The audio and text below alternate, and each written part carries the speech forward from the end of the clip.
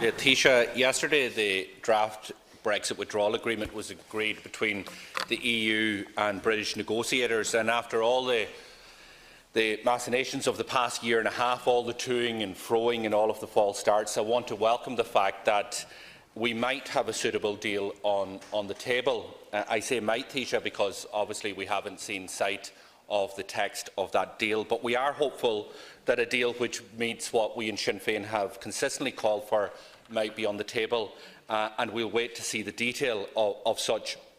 From the beginning of this process, we've consistently called for a special deal for the north of Ireland, reflective of the north's unique status, reflective of the vote that was cast in the north, and one that ensures that no hard border on our island, one that ensures that citizens' rights would be protected and ensures that the Good Friday Agreement in all its parts would be protected and upheld.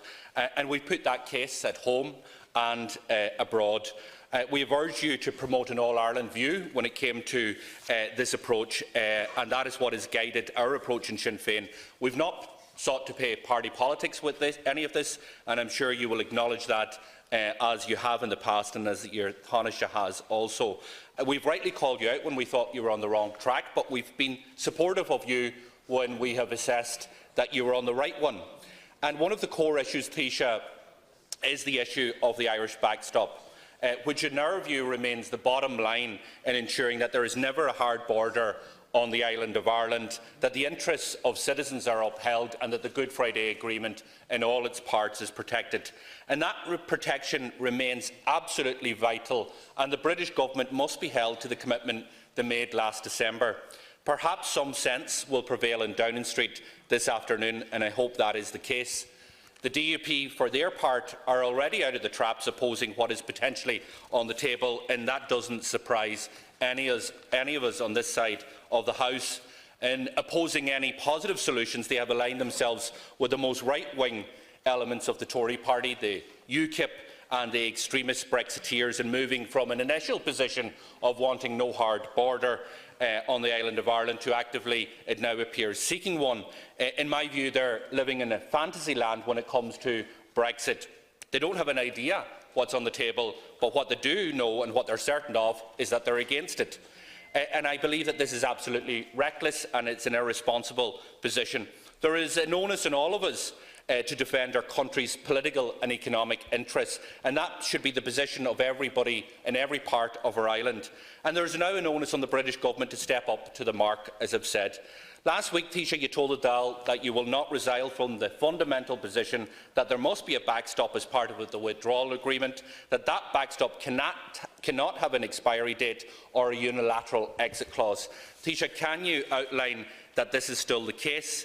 And can you give some detail on when you intend to bring the party leaders together so that they will be fully briefed on the contents of this detail as much as can be possible? And finally, can I say, and can I make the point that it's important that happens without delay?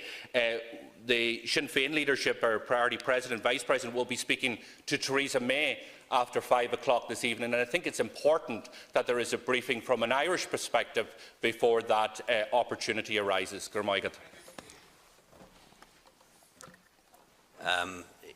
Our intention, again, all things going to plan, is to offer a briefing to the party leaders and their teams this evening, and to offer a similar briefing to SDLP Alliance and the Northern Ireland Green Party tomorrow morning.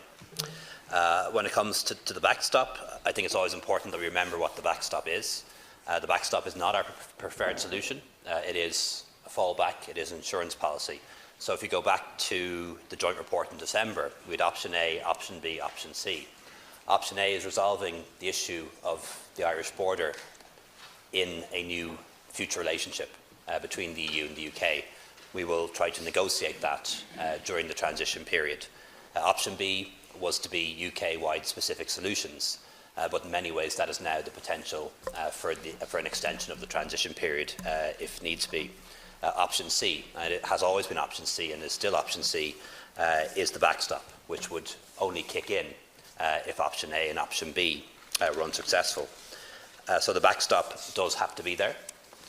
It does have to be legally operable. It can't have an expiry date, and it isn't going to be, and it can't be possible for any one side to withdraw from it unilaterally.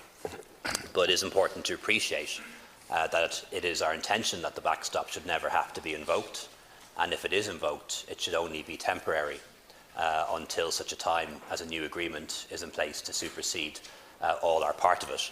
But it must apply unless and until that is the case. Thank you, Taoiseach. You mentioned that in your view that the Good Friday Agreement is protected in relation to the draft agreement, and that is to be welcomed, and we will examine in detail when we have the published text just how that stacks up. In relation to the guarantee of the backstop being permanent, can I ask you, can you outline to the House the nature of any potential revisions to the backstop following a review, and what would be the role of this Parliament, who you've outlined will vote on the agreement at a later stage? Will there be consent necessary for Ireland in relation to any changes to the backstop? And can I ask finally, in relation to the briefings, and I welcome the fact that there are briefings to take place with party leaders, but let me just emphasise again, it is important that they take place in a timely manner. I think it would be, given our role in the opportunities that we've had dealing with the British Prime Minister, with negotiators at a European level, in advocating the Irish position, that a briefing from an Irish perspective is important to take place before that opportunity arises for us after 5 o'clock today to speak with the British Prime Minister Theresa May. And I think in terms of scheduling that, you should take that into account. It's again important to point out that this is, if we are able to make this agreement, it will be an agreement between the EU and the UK.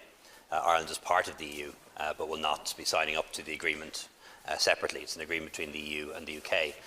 But any changes that would ever be made would be done through the European Council, which of course Ireland is a member of in the form of the Taoiseach. I accept absolutely Deputy Doherty's points in relation to things being done in a timely manner. And I've heard what you said about the phone call with Prime Minister May. Bear in mind that Cabinet meeting begins at 2. It may not yet finish by 5, so we'll just have to see how this plays out over the course of the day. And certainly what we want to be able to do is to give everyone the text, not just a briefing about the text. We actually want to give you the text. But I do remember the day when the German Parliament saw elements of our budget before our Parliament did. And that has to work both ways. We've had enormous support and solidarity from other EU member states and other EU institutions all along. And I don't want to be putting into the public domain documents that people in those parliaments haven't seen either. So it's really important this is all done at the same time and done from Brussels. There's one final thing I just want to say, and I really would like to put this on the record of the House. I know that for the unionist community in Northern Ireland at the moment, this is quite a difficult time. I know many of them may be feeling vulnerable, many of them may be feeling isolated, and many of them may be quite worried about what may be agreed in the coming days. And I want to say to them that the Good Friday Agreement will be protected, and that includes a recognition of the fact that we respect the territorial integrity of the United Kingdom and that we respect the principle of consent, that there can be no change to the constitutional status of Northern Ireland unless a majority of people in Northern Ireland say so. And we're very happy to have that written into any agreement, giving them that legal guarantee.